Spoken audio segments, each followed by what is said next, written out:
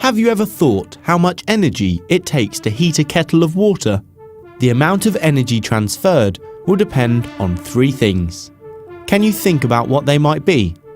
Pause the video while you have a think. The amount of water, the rise in temperature, the specific heat capacity of water. You may not have heard of specific heat capacity. This is the amount of energy needed to heat 1 kilogram of water by 1 Celsius. The value is specific to water, hence the name. These 3 quantities can be connected by a formula. Delta E equals mc delta theta, or change in thermal energy equals mass times specific heat capacity times temperature change, where delta E is measured in joules, m in kilograms, C in joules per kilogram per degree Celsius, and delta theta in Celsius.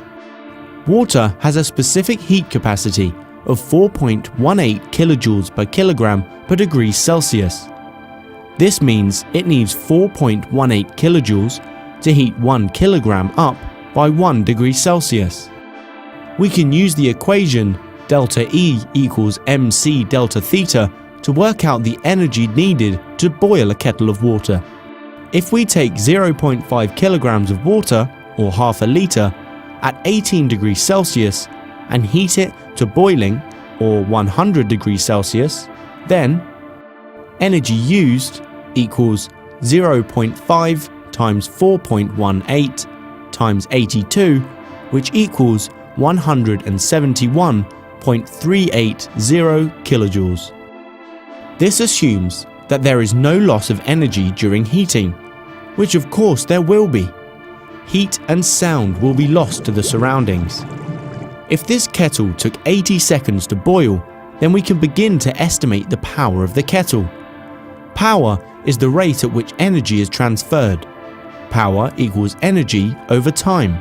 So we get 171.38 over 80 equals 2.14 kilojoules per second, or 2.14 kilowatts. This answer will be slightly lower than the actual power due to the kettle being uninsulated. This water boiler holds 10.5 litres of water. How much energy is transferred if the water at 14 degrees Celsius is heated to boiling point? Pause the video while you work it out. Did you get 3,774.5 kilojoules, or 3.775 megajoules? Different materials have their own specific heat capacity. This has consequences in our everyday life that we may not be aware of. Most of us probably cook with water more often than we do with oil. Imagine that we are heating pans of water and oil over identical heat sources.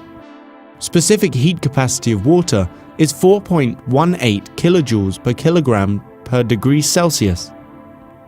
And specific heat capacity of olive oil is 1.97 kilojoules per kilogram per degree Celsius.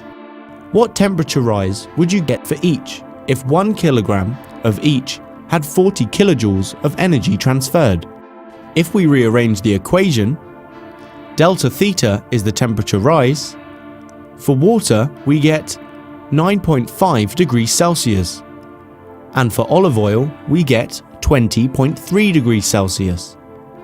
Oils have a much lower specific heat capacity than water, so heat up much quicker when exposed to an identical heat source. This is why we are often surprised how fast a pan of oil heats up when we are cooking. As shown, when heated under identical conditions, the same mass of oil will heat up about twice as fast as water will, reaching 200 degrees Celsius in the time it takes water to boil. You might want to pause the video to take in the data shown here, which shows the specific heat capacities of a range of substances. Notice how the value for metals gets lower as the atomic mass increases, and that materials made up of lighter elements have a much higher figure.